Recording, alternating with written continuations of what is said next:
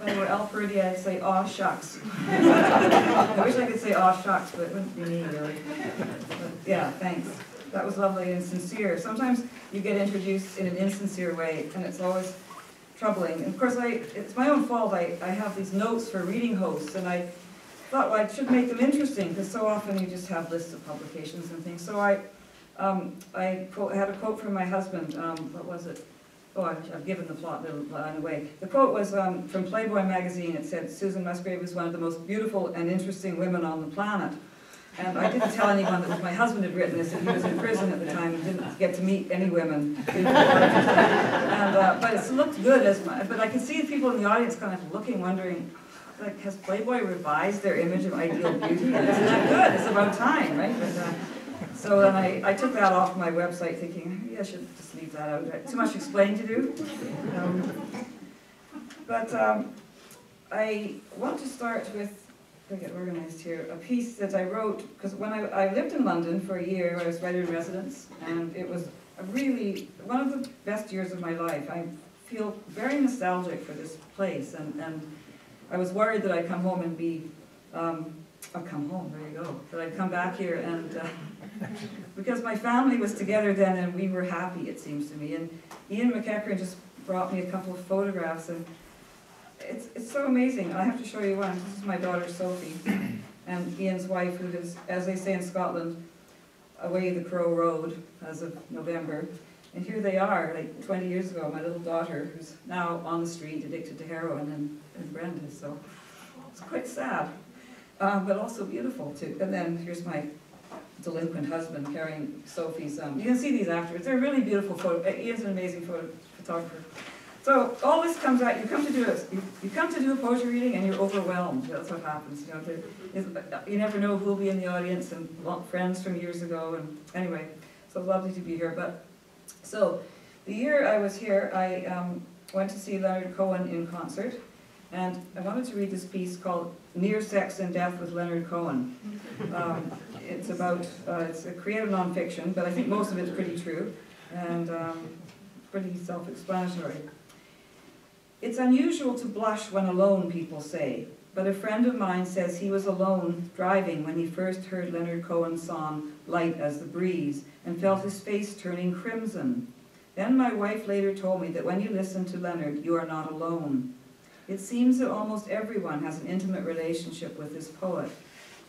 Cohen's lyrics have never just been lyrics, they're a way of life. They've infiltrated our souls and our homes and become part of the heartbreaking decor. Who can peel an orange or sip China tea without dreaming of rivers and envisioning Leonard in another man's raincoat wandering by? Way back when I first fell in love, the Stranger song was my song. All the men I had ever known, have known ever since, have been dealers, drugs, emeralds, gold bars, you name it, although none of them, like in the song, needed a manger. Is it manager or manger? I think it's I put manger. Maybe it's manager. I think they all needed a manager. I gave them a manger. Oh, then I got more like a manager. I don't even know my own work anymore. Still, a girl can dream. And crank up Leonard Cohen, whose voice can make you feel just about anything, from drawing on the insides of your arms with a Gillette Super Blue to making another stab at love over and over again. I've met Leonard in the flesh. For the record, that's as close as we ever got. We were both, whatever that means. I can't even remember. Good thing for that. Good. We were both young and unattached. Well, he was. That night, anyway. Death of a Ladies' Man had just been released, and I was in Vancouver promoting a collection of love poetry, A Man to Marry, A Man to Bury. My publicist invited me to a gathering in honor of Leonard Cohen. We arrived early, and my husband, I was married, but as I say, not attached, cornered Leonard to talk to him about the rigors of law school. I left and went out on the veranda to look for the moon. Secretly, of course, I hoped Leonard would follow. My publicist had told me he admired my poetry, and I imagined him caressing a dog-eared copy of my book and telling me, I always read your poetry at night, in bed. I watched him come towards me out of the house, and when he spoke to me in that voice full of broken whiskey bottles and desire, he said, I really liked your husband. Was there life after death of a ladies' man? I lived. But I buried, metaphorically of course, the man I'd married, and Leonard went to Los Angeles to live on Mount Baldy with monks. I remarried and moved to London to be writer-in-residence, which was where I was sent for an ultrasound. The results were grim. I should come back, the doctor said, in 6 weeks to see if my tumor, the size of a Christmas orange, had metastasized. Whose tape was I playing in the car on the way home from that lugubrious appointment? Leonard Cohen's The Future. I drove with tunnel vision into that intense white light that seems to surround everything when you're reaching for the sky, not just to surrender, but for divine intervention. They say a near-death experience is like a near-sex experience, nothing like the real thing. But when you believe you're close to death, as I did, and you listen to Leonard Cohen's version of the future over the Christmas season whilst pushing away from the gravy so you can still fit into your coffin, it can be bleak. At night I lay in bed imagining my organs being strangled one by this starfish-type sarcoma to the strains of closing time. I tend to be a bit of hypochondriac. It need not be said. I wanted to live to be 100 and wear something tight, but if I didn't make it and died at 40 instead, I insisted this song be played at my funeral. She listened to that song a lot towards the end. My bereaved husband would tell the small but interested group who came to pay their last respects and to get at the free booze and cheese. Of course, my intimations of mortality were premature, wrong diagnosis.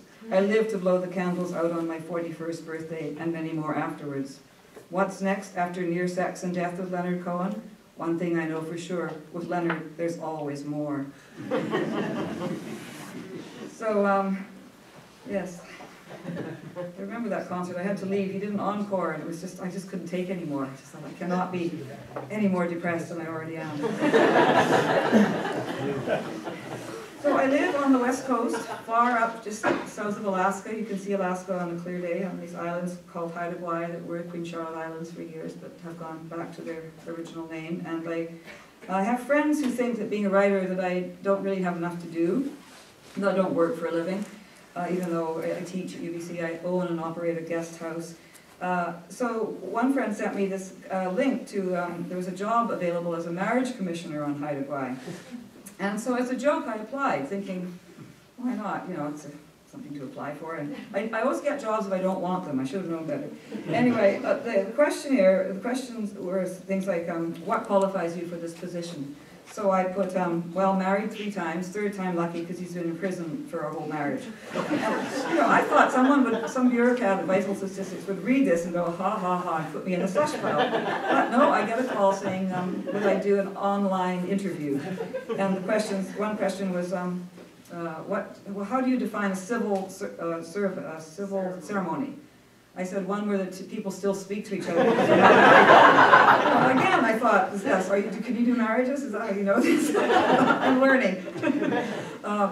Anyway, so finally I get asked to go and do a videotape thing, and next I get this email saying I got the job. So I said, well, how could this possibly be? How many contenders were there? Well, they said there was one other, and she never answered our email. So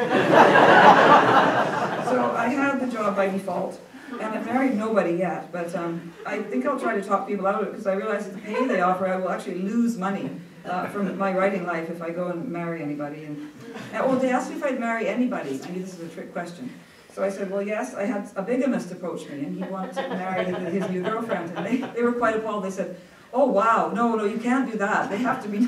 I said, oh, okay, well, you said anybody, but no. What they meant was gay and lesbian, as if I wouldn't. So, you know, I thought it would be fun to marry a bigamist. Why not? It's a poem about my 3rd marriage, more or less. Stephen Reed, who's been lived with me here in London, and maybe some of you know, has been in prison most of our married life, and that's why we're still together. He gets out maybe next month, and that will be a real test of our marriage, I can tell you. I'm used to living alone now. It's kind of the ideal situation to have a husband in prison where you can go and spend 3 nights a month on a family visit. And by the 3rd day, when I trip over his shoes when he's left them in the middle of the floor, I don't think it's cute anymore. First night I go, oh, ha, ha, there he goes again. And then the 2nd night is, could you put your shoes by the door? The 3rd night is, you know, descending into the ball-gate. Move your shoes! So it's hard, marriage. That's why I don't think, I guess I'm maybe the ideal marriage, commissioner, because I have such complex views about marriage. Anyway, the poem is called No Hablo Inglés. There's a mention of a poet called Al Pittman. And I wrote this after Stephen got re-addicted in 1999 and robbed a bank and shot at the police. And it was a horrible thing. And he got an 18-year sentence. But this was my imaginary conversation with the judge. What we'd like to say, right, and never get a chance to.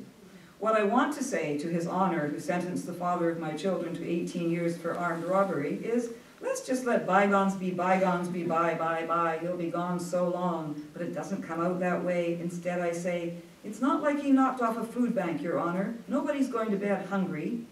The first time this parole officer comes to my house to see if I'm the kind of woman suitable to be visiting her better half in the bucket, he won't shake hands due to it being flu season, a titch touchy. Your Honor, having a parole officer in your house is like going through airport security without leaving home. Jokes bomb as mightily as the U.S. forces in Afghanistan or Iraq or wherever their next bombing. Political poetry dates. Last week, leaving Deer Lake, Newfoundland, the security guards made me gulp down my bottled Evian water to prove it wasn't a controlled substance. My fault for pointing out Evian is naive spelled backwards. Only the French would think of that, right? Like the sign says, joking is a criminal offense punishable by whatever it takes to make a person think twice before being a comedian. This encourages me. I say, heard any good jokes lately? To the comedian in front of me, who looks seriously like the dead poet Al Pittman. And he cracks to me it is taking so long to get through security, he is afraid his forged passport is going to expire. After which the drug and bomb squad pit bulls are onto him, taking formidable bites out of his right to remain silent.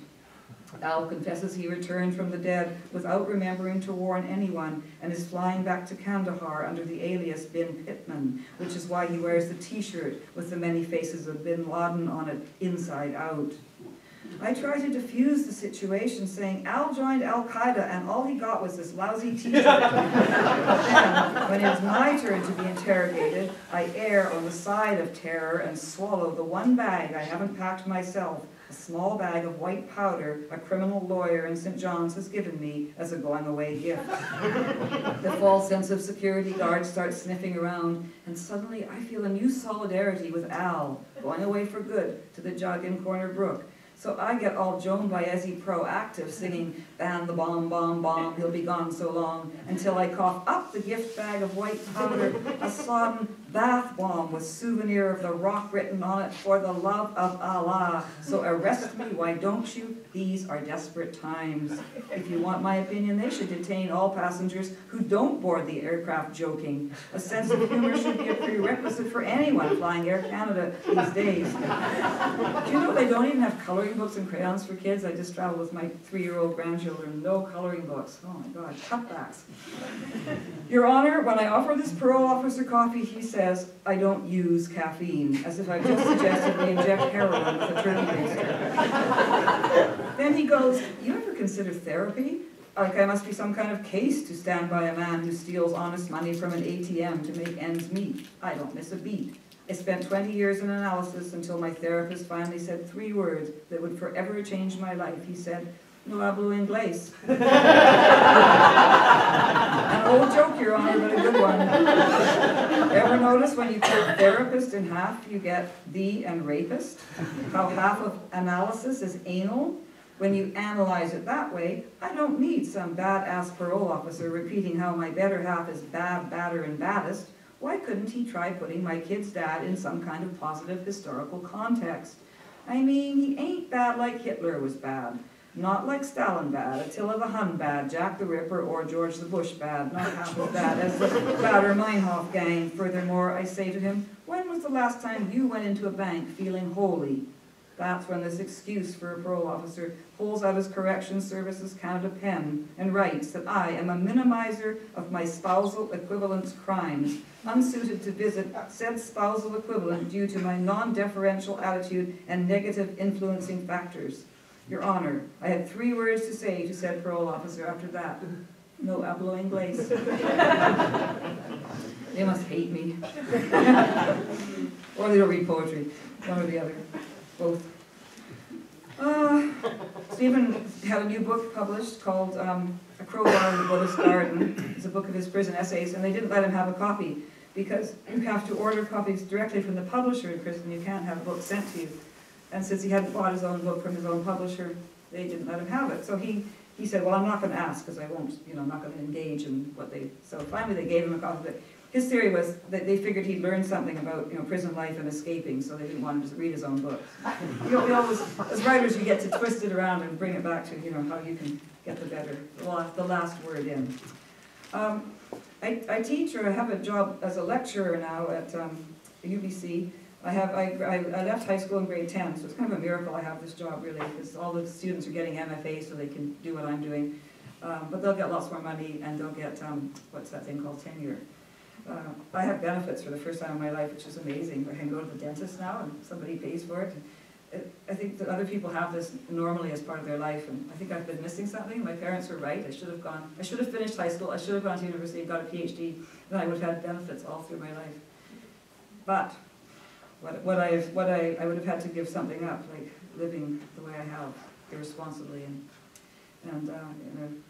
in an interesting way, I guess. But I remember when poets used to be, and myself included, used to be badly behaved, and the writers' union meeting were always discussing copyright and and what's the other thing, reprography rights, and we were going to Ottawa to meet with senators, and the poets would be attacking their pancakes and have, as if the pancake were, somebody they met on the street they didn't like, and having, seeing imaginary Zulus come. I mean, Milton Acorn was just mad. I remember. And the poets were just so way out there compared, locking themselves out of their room with no clothes on and not being able to get back in. And the writers in the Writers' Union don't do that kind of thing. So Lorna Crozier too laments the days when people got drunk and smoked too many cigarettes, and that doesn't happen now. Everyone's well behaved. So I said to my fifth-year students at the summer session at UBC, go out and do something. Go out and misbehave tonight. Never thinking they would take me literally. So I wrote this poem. The next day they came to class really quiet and chagrined, and I said, what happened? Well, we did what you said. They were all obviously quite hungover, and anyway, the poem is self-explanatory. It's called Fred Bigger Swims Nude in the Reflecting Pond with Koi. And Fred was a respectable teacher of English in Manila, and he was quite mortified at what he had done. This is prefaced with a quotation from Charles Simic. Poetry is an orphan of silence. The words never quite equal the experience behind them. For a week I had been telling them rules were made to be broken. Go out and do something irresponsible. Write the poem that will change the world. But I never expected them to take me literally. Since when have poets ever listened to anything but the drugging sounds of their own voices insisting they exist? So, when three of the best set out to behave in a way that would impress their instructor without discrediting the optional residency MFA and creative writing program at UBC, their destination after an evening at the beer garden being the Japanese tea garden, most enjoyable when time is available for thought and reflection, I was pleased. These magnificent three renewed my faith in the ability of poets to choose the road less traveled and find themselves lost. I am in Japan, insisted the emperor of that country the first time he visited the garden, best experienced by strolling in a counterclockwise manner, one intended to mirror the passage of the moon. Fred and his entourage, unlike the emperor, arrived after closing time, the blind leaving the visibly impaired by moonlight, weaving straight through the orderly conifers surrounding the garden where equilibrium is paramount. Once over the wall, they began to grope their way, one which had begun with a single pale ale and led to a zigzag bridge over a susurrus of blue irises surrounding the turtle-shaped island of eternity. In Japan, it is believed that evil spirits travel in straight lines and cannot follow anyone over a zigzag bridge. But after an evening of spirited libations, the zigzag bridge seemed straight enough to Fred, who had paused to watch the Jesus bugs play hopscotch over the lily pads in the reflecting pond, when a school of white koi tinged with gold rose up, a sign Fred interpreted for him to cast off his clothing and join them.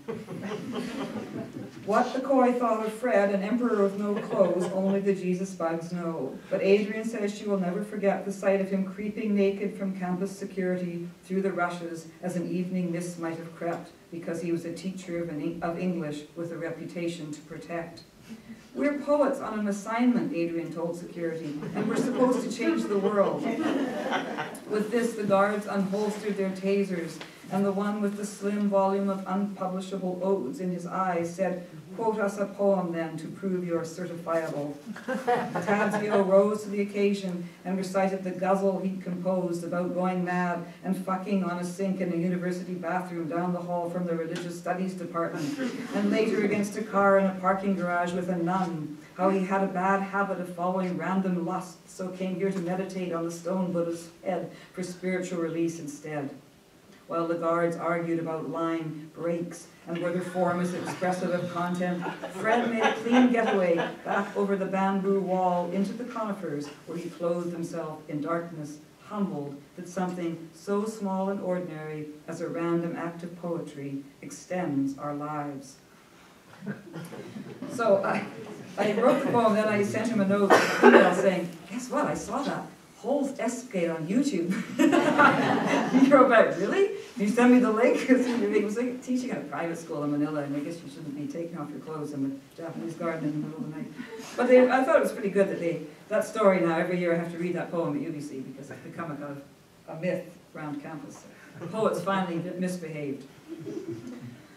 I have some quieter poems. Those tend to be poems where the world is coming at me from every direction, but where I live is a very quiet place, and as long as I don't talk to any of my neighbors whose lives are quite dramatic. People have a way in small communities, maybe humans have a way of making drama out of their lives when things get quiet, and there's certainly a lot of drama on Tow Hill Road.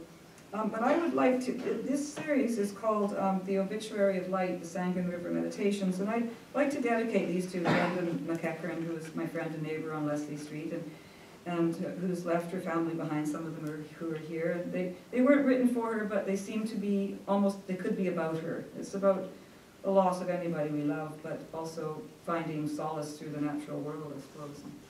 And I find it hard to write short poems that are more meditative. The longer ones seem to come more easily, but I get attached to the short ones. And this was published as a chapbook by Leaf Press, and a very tiny, beautiful little white book that I treasure because it seems so small and slight and lovely.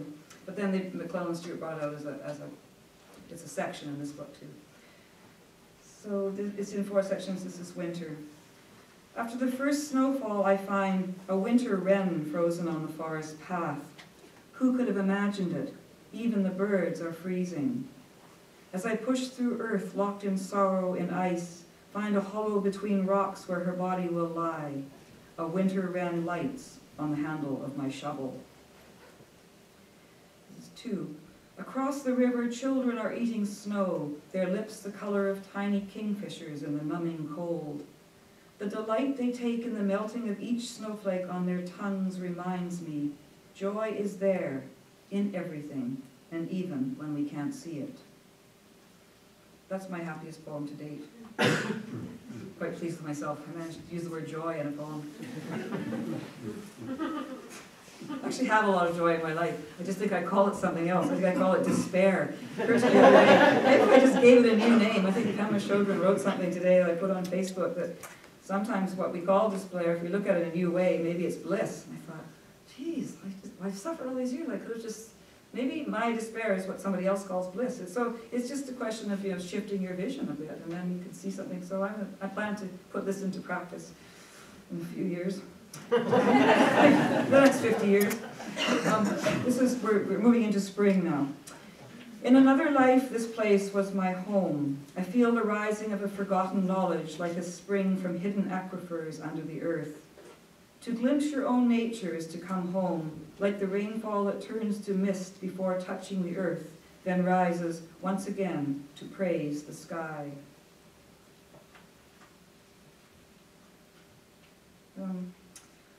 From the bridge I watch the pure moving of the bird over the bank where 2 children pick the blue lupins I planted that have since grown wild. I see the raptor swoop, then change his mind and disappear, think how boundless is the pure wind circling our lives.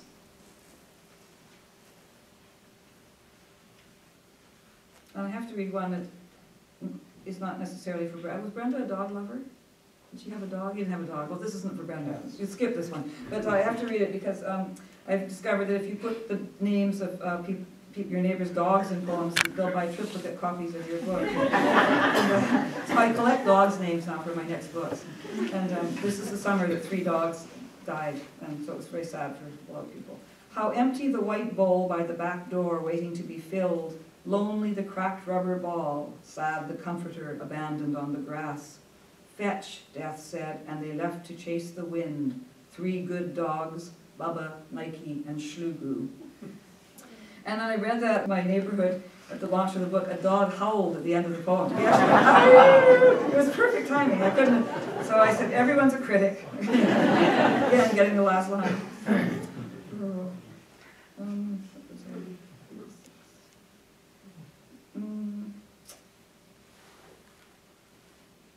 Oh, this is the one that Deborah quoted at the end of. I light a handful of leaves to make tea. To fluff up my pillow, I pull down an armload of clouds. I've kept the same question to myself for 1,000 years. When life stops, does death stop too? And this is, there's just enough light left on the river tonight to turn the water black. You see it flare up behind my eyes, the obituary of light.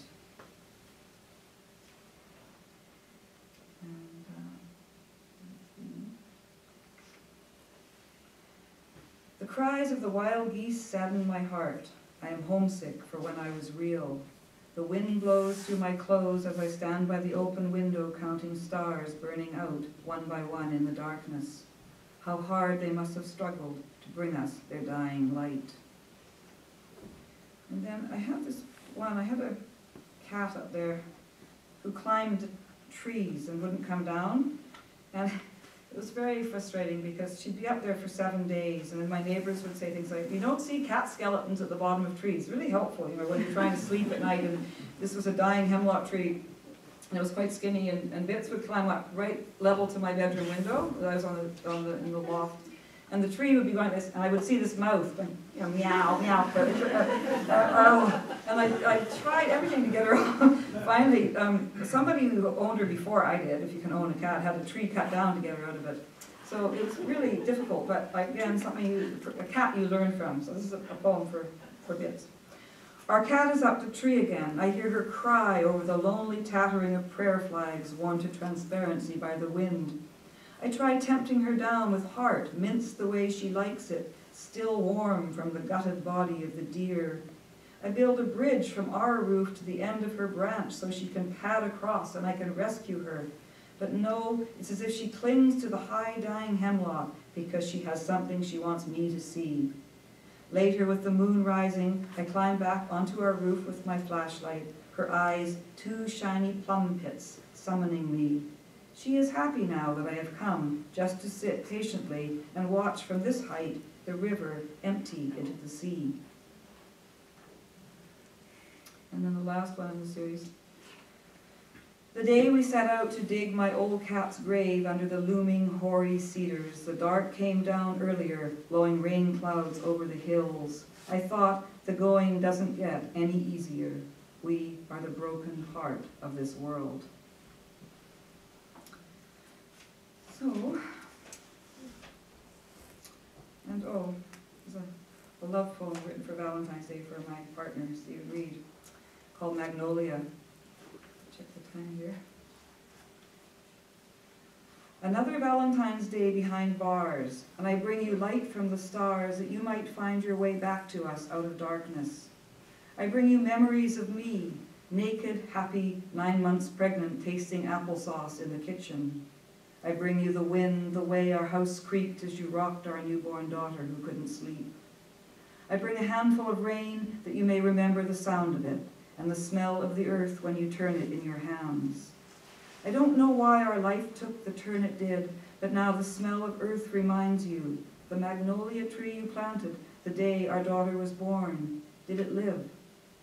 I bring you tears, the ones you wept mixed with the milky scent of those I kept locked up in me as we sang our daughter to sleep those first merciful years. If I could, I would give you wings to carry you up to the sky. When I kissed your eyes, your sudden cry startles the magnolia to a deeper white.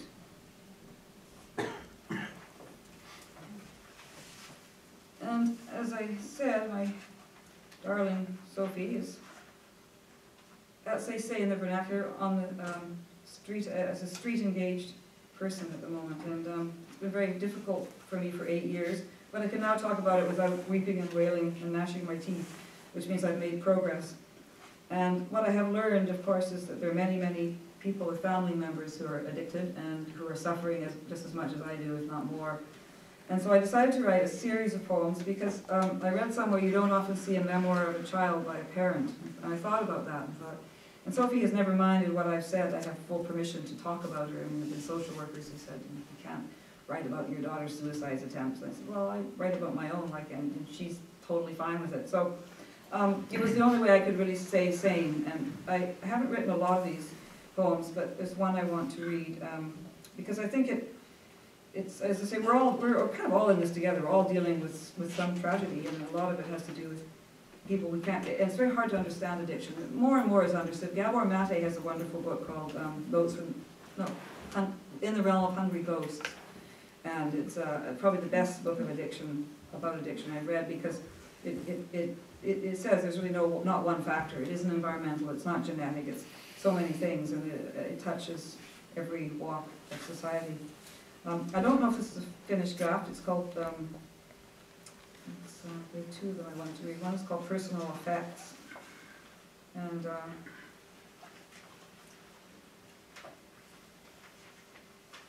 find it, just here it is. The wrenching nature of personal effects when the person they belong to has already lost so much is a quotation from a poem by Lynn Crosby. I go through what I have left of you, a glad bag full of syringes, the scorched glass cylinder. You buy a rose in a tube at a gas station, take the cork ends off the tube and throw the rose out the window. You called a straight shooter. Scraps of Brillo pads, chore boy, your brand of choice, a piece of coat hanger to pack the steel wool into the tube, condoms, assorted colors, a tourniquet, a bag of bottle caps called cookers. You put the dope in it, cook it up and mix it around, then you draw it into the rig and slam it. How much you taught me, how much I resented having to learn. And your journal, the entry you wanted me to hear when we met for coffee at Habit, Chapter 1, The Sober Years. I said, aren't you jumping the gun, sweetheart? You haven't even been to rehab yet. You looked at me with those round eyes that seemed to say, don't ever stop believing in the goodness of this world, and said, Mom, that was age 0 to 8, remember? I remember. The moment you were born, how you popped out of me, 2 weeks late, like a tiny, shiny lifesaver. The first time I gave you a bath, then lifted you from the water and balanced you on the palm of my hand, where you quivered like a soap bubble. I wondered then how I would bear the weight of it. But for that moment, I knew what it felt like to hold all that mattered in the palm of one hand. Well, it's about reading this is like going to the dentist last week for a root canal. I noticed that I pinch myself just to avoid the pain, and I come back from the dentist wondering why I have claw marks, and as I was reading that, I'm clawing myself. So that's a good indication of, oops, maybe it's too soon. And this is another one that, the last in the series. I really can't bear to write too many of these, but so I have to dole them out and mix them with board books for the 0 to 2 year set, which is what I do because I have my grandchildren and they're fun to write.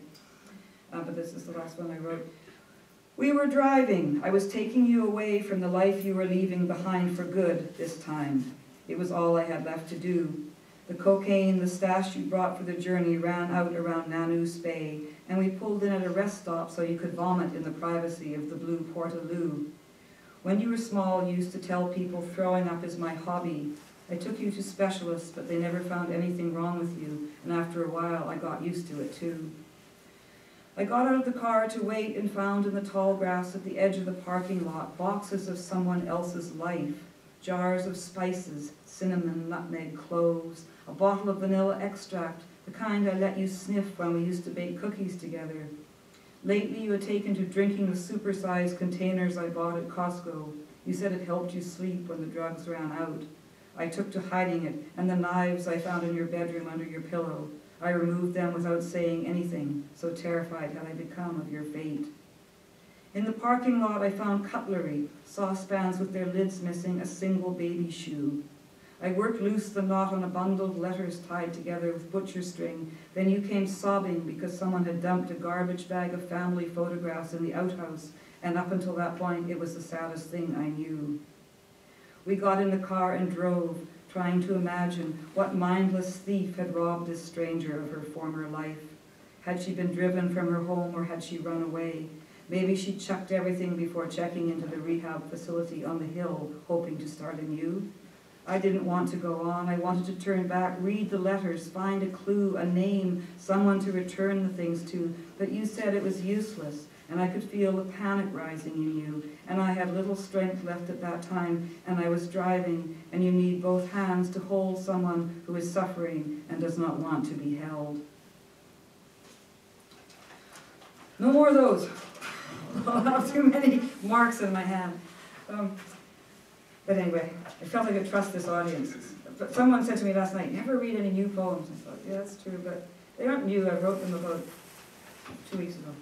No, probably. When did I start those? In May. What month is this? Well, it's almost a year now.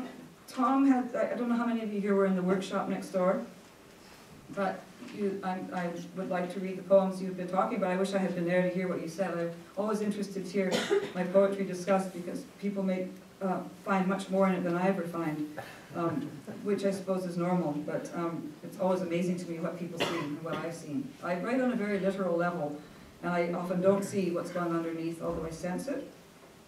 And this poem particularly, I'm trying to think where it came from. Oh, a lot of synchronicity happens on Haida Gwaii, and maybe it happens everywhere, but I'm very aware of, have you ever had it happen that you dream about somebody, the next day you get an email or a letter from them? Well, that kind of thing. I'm up there because there aren't many people. I think I'm just more aware of the kind of synchronicitous events. So I'd had a dream of horses and cattle and a river, and the next day I went for a walk and I heard gunfire, and it was sort of like the dream was happening in real life. And is this about my friend with the blue stones? Oh yes, Martin Booth, a writer in England who was dying very publicly. He had a brain tumor, and he would send me, like every day, all his friends in the world were supposed to at the same time stop what we were doing and make his brain tumor go away. And I got a bit irritated. And I thought, if ever I die, I'm not going to make it public like this. I hope I don't. But I see the desperate need for people to live, and I saw that, and I think that's what frightened me, is would I be that? I probably would. But anyway, I never stopped to pray, so I hope that's not why he died. But he had once written to me saying, I just thought he was going to die anyway. I mean, I just knew, I could tell, because he had terrible headaches. And then people get full of hope, saying the headache was from he'd been on the computer too long. And I no, it's not. Anyway, so it was terrible. And then his poor wife, Helen, he used to totally abuse verbally because she wasn't a poet. So I had some mixed feelings about him anyway. I actually didn't really like him. Oh, there's no friend of Martin's in the audience. He also wrote a book with the world's worst first line. I could never read beyond. It was, he woke up with a jerk. It was a best-selling novel called Hiroshima Joe. And I just thought, has an editor not, just can't start, I can't read anymore. And I use that as an example of how not to begin the book. But he was a delightful man. And he really, just hope you don't know me when you die of a brain tumor, because I'll get up and say awful things. But no, he could never find a blue stone. And the day, sometime around the time he died, I had found this blue agate. And I remember thinking of him, and then got this note from his wife. Anyway, the poem is called La Oscura, which I think means, I don't even remember what it means. Does it mean light and dark? Something to do with light. Dark. Dark? Dark, thank you. Oh, of course, dark. All right, well, I wish I'd been here to hear what you said about the poem, because it's one of those ones that kind of elude me. I'm not really sure what it's about, other than my friend and the dream. On the other side of the river, the wild cattle graze. I think, nothing is strange to me. A heaviness has gone. My hands smell of horses. Last night, riding along the riverbank in a dream, I felt a bullet graze me. Riding a stray horse across frozen sand on the far side of the river, I could feel what might have been my own death pass me by. Maybe this lightness now has something to do with the dream, or simply the heart's resolve to keep beating on in a place of darkness. Don't we stop grief from cutting deeper sometimes with our tears? Years ago, a poet who became my first great love, And that's actually not true at all. We are never lovers. I don't know why I put that in the poem. I was trying to make him feel better. I was going to send him the poem as he... Oh, he loves me, but I didn't reciprocate. I should edit this poem. So, I'm so sorry. Tom, you got me into it. It just sounded good to say that in the poem. If I said he was a friend, it wouldn't have had the same impact. So, but he wasn't for the biographical people. Well, he was not my first great love. Years ago, a poet who became my first great love wrote, "There are no blue stones. Ever since I have searched for one, as if to prove him wrong. What, if anything, have I learned?" The poet had been a prisoner when he was young, a man who still believes there are some ideals worth dying for. They kept him in a box no bigger than a poor man's coffin in a room they called the dark place, La Oscura. What saved him, he said, was a belief in what persists, the faith he still keeps, that tenderness exists. Oh dear, he's not here to hear me read this poem. Nothing is strange to me. Today I rode over frozen snow to the dunes and found on the other side of the river a stone deeper than any blue I'd known, deeper than my first love's eyes the night I watched him kissing someone new.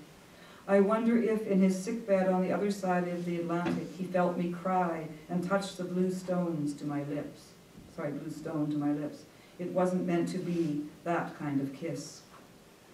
Well, then, of course, I had to explain to his wife, because he died, he never got the poem, that we had not been lovers, and it was poetic license, and so it was really awkward. Poetry, as Anselm Hollow says, it always gets you into trouble. You know, I didn't want her to be freshly bereaved and then get this love poem from this poet in Canada. Oh, dear. Well, I sent her the stone, penned the poem with an explanation.